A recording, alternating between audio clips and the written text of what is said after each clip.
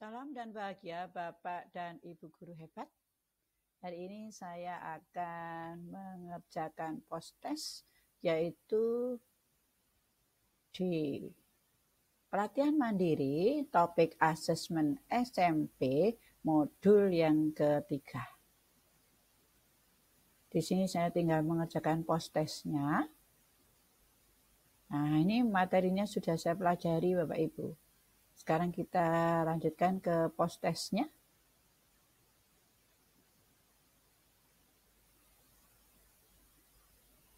Ada 11 soal.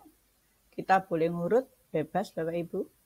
Boleh dari nomor 1 sampai dengan 11. Boleh kita pilih. Ini ada di browser yang mana saya langsung kerjakan lewat bawah. Kita lihat mulai nomor 1 Bapak Ibu. Seseorang yang memiliki pola pikir bertumbuh berkeyakinan bahwa kecerdasan dan bakat dapat dikembangkan seiring berjalannya waktu, usaha, dan belajar yang diikuti kesungguhan dan ketekunan. Benar. Nomor 2. Kita lihat nomor 2. Perhatikan beberapa pernyataan berikut. 1. Kesalahan dalam belajar itu wajar jika diterima, dikomunikasikan, dan dicarikan jalan keluar, maka kesalahan akan menstimulasi perkembangan otak murid. 2. Belajar bukan tentang pemahaman, penalaran, penerapan, serta kemampuan menilai dan berkarya secara mendalam, tetapi tentang kecepatan. 3. Ekspektasi guru yang positif tentang kemampuan murid akan sangat mempengaruhi performa murid. 4. Setiap murid itu sama, memiliki peta jalan belajar yang seragam dan perlu dibandingkan dengan teman-temannya. Nomor 5. Mengkondisian lingkungan belajar, yaitu fisik dan psikis di sekolah dan rumah akan mempengaruhi pencapaian hasil belajar. Maka, pernyataan yang kurang sesuai dalam menerapkan pola pikir bertumbuh. Yang kurang sesuai, Bapak Ibu. Nomor 2, karena tentang kecepatan itu kurang sesuai. Sama nomor 4. Setiap murid itu sama, memiliki peta jalan belajar yang seragam. Salah. Jadi B. Nomor 3. Perhatikan salah satu hasil asesmen diagnostik siswa kelas 11 pada mata pelajaran kimia di awal tahun ajaran baru berikut. Mayoritas murid sudah memahami cara, jenis, dan cara menuliskan reaksi kimia. Mayoritas murid sudah memahami teori hukum dasar kimia. Mayoritas murid tidak bisa menyelesaikan studi kasus aplikasi hukum kimia dalam kehidupan sehari-hari. Manakah bentuk tindak lanjut dalam hal strategi pembelajaran yang sesuai terkait hasil asesmen tersebut? Kita lihat. A. Mengubah rencana pembelajaran di awal untuk beberapa pertemuan menjadi berfokus pada penerapan. Bisa memulai pembelajaran di fase F karena sebagian besar murid sudah memahami konsep dasar. Bagi murid yang belum memahami diberikan latihan tambahan. Masuk memulai pembelajaran di fase F dan memberikan murid bahan ajar tambahan mengenai penerapan ilmu kimia untuk murid pelajari secara mandiri. Bisa memulai pembelajaran di fase F dan mencoba mengundang narasumber kimia ke sekolah untuk menjelaskan penerapan hukum kimia dalam kehidupan sehari-hari. Apa ini ya? Yaitu A saja, mengubah rencana pembelajaran di awal untuk beberapa pertemuan menjadi berfokus pada penerapan. Kita lanjut nomor 4. Umpan balik adalah komentar atau respon terhadap karya dan proses belajar murid yang relevan dengan teknik penilaian formatif yang diberikan. Benar. Nomor 5. Perhatikan cuplikan percakapan guru bahasa Indonesia dan siswa berikut. Guru, menurutmu adakah yang bisa ditambahkan pada teks argumentasi buatanmu? Murid, judul? Guru, iya. Menambahkan judul akan memudahkan pembaca mengetahui topik apa yang mau kamu angkat. Bagaimana dengan sumber fakta yang kamu sampaikan? Murid, oh iya benar Bu. Aku lupa belum kasih referensi. Pertanyaannya, apa ini? Ini pertanyaannya apa ya? Tidak ada pertanyaan. Perhatikan cuplikan percakapan guru bahasa Indonesia dan siswa berikut. Oh, bentuk perhatian. Bentuk perhatian saja. Percakapan perhatian. Nomor 6. Nomor 6. Perhatikan pernyataan-pernyataan di bawah ini. 1. Hindari hanya menggunakan teknik asesmen berbentuk tes tertulis atau lisan. Masih banyak teknik asesmen lain yang dapat kita gunakan. 2. Hindari terlalu berfokus pada nilai tanpa memberikan umpan balik dan tindak lanjut untuk perbaikan proses pembelajaran. Nomor 2 salah ini ya.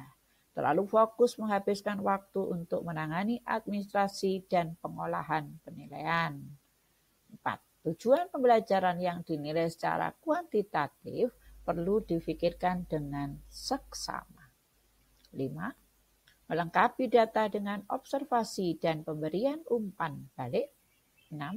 Asesmen formatif tetap dilakukan dan didokumentasikan dengan baik. 7. Asesmen formatif tetap dapat digunakan sebagai bahan pertimbangan dalam menentukan nilai akhir. Hal yang perlu diperhatikan ketika kita menggunakan data kuantitatif serta data kualitatif dari asesmen formatif dan asesmen sumatif untuk dijadikan nilai rapor adalah untuk rapor. Hindari hanya menggunakan teknik asesmen berbentuk tes tulis atau lisan, betul. Hindari berfokus pada nilai tanpa memberikan umpan balik dan tindak lanjut, betul. Nomor 3, terlalu fokus menghabiskan waktu untuk menangani administrasi dan pengolahan penilaian. Apa ya?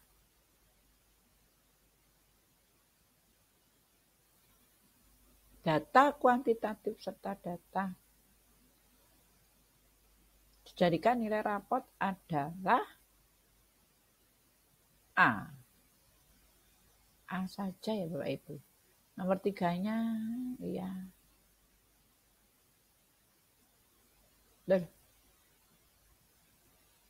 Nomor 7.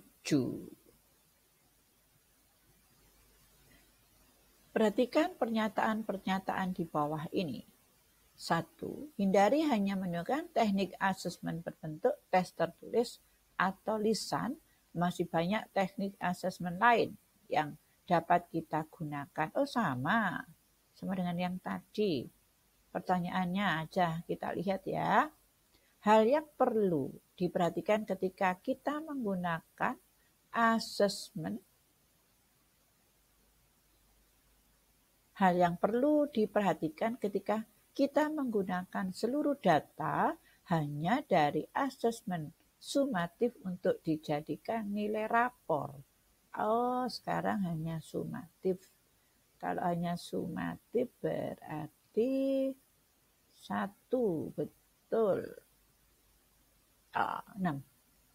Asesmen formatif tetap dilakukan dan didokumentasikan dengan baik. Asesmen formatif tetap dapat digunakan sebagai bahan pertimbangan. Ya, D. Nomor 7. 8.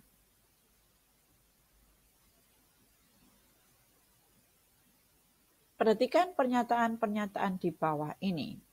Hindari hanya menggunakan teknik asesmen berbentuk tes tertulis atau lisan. Masih banyak teknik asesmen lain yang dapat kita gunakan. Sama juga ini. Sama pertanyaannya saja kita lihat. Hal yang perlu diperhatikan ketika kita menggunakan seluruh data kuantitatif dari asesmen formatif dan sumatif untuk dijadikan nilai rapor adalah nilai rapor ini. Oh, sama dengan yang tadi. A berarti. A. 1, 2, 3. Ya. 9.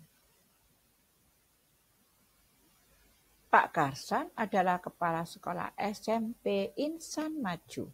Mendekati akhir semester, ia mendapati isu bahwa mayoritas orang tua dalam keterlibatan belajar anak masih rendah. Respon orang tua dalam keterlibatan belajar anak masih rendah. Respon dalam grup chat pun rendah karena mayoritas orang tua sibuk bertani. Sebagian murid juga masih kurang inisiatif untuk berkomunikasi dengan orang tuanya mengenai hambatan belajarnya. Keterlibatan orang tua paling tinggi yaitu saat pembagian rapor. Dengan kondisi seperti itu, sebaiknya strategi apa yang paling tepat Pak Karsan terapkan di sekolahnya? Menghimbau guru untuk menyampaikan masalah ini dengan orang tua saat pembagian rapor.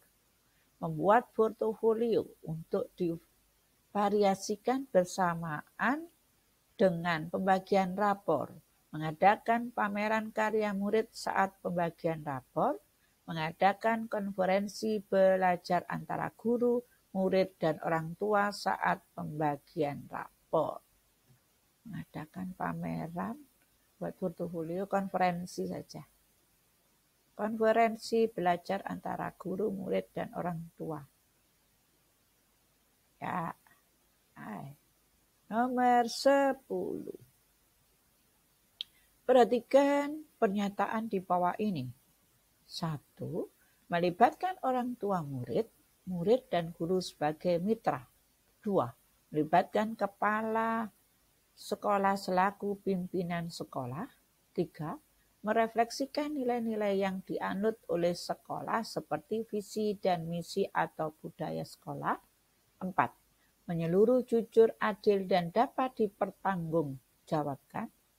5. Memilih dan menjelaskan salah satu bagian dari proses pembelajaran dengan jujur sehingga dapat dipertanggungjawabkan. 6. Jelas dan mudah dipahami oleh guru.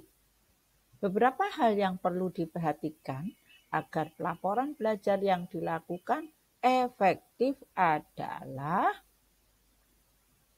melibatkan orang tua, kepala sekolah, merefleksikan. 1, 3. Menyeluruh. Nomor 4. Satunya apa sih? Enggak usah. 2 enggak usah. Nomor 11. Perbedaan pelaporan belajar dan pelaporan hasil belajar adalah pelaporan belajar dilakukan oleh guru kepada orang tua. Pelaporan hasil belajar dilakukan oleh murid kepada orang tua. Pada pelaporan belajar, murid berperan lebih banyak dalam menyampaikan pencapaian diri mereka sendiri, sementara pada pelaporan hasil belajar, seringkali guru yang berperan lebih banyak dalam menyampaikan pencapaian murid. Oh, ini B. Laporan hasil belajar berisikan tidak hanya hasil, namun juga proses pembelajaran yang dilalui. Pelaporan belajar hanya menyampaikan hasil akhir pembelajaran. Salah. Laporan hasil belajar membuat murid dapat merefleksikan sendiri hal yang sudah dilakukan, hambatan dan strategi yang perlu dilakukan selama proses pembelajaran, sementara pelaporan belajar membuat murid mendapatkan umpan balik dari guru pada saat akhir pembelajaran. Ya, D juga betul. Apa ini?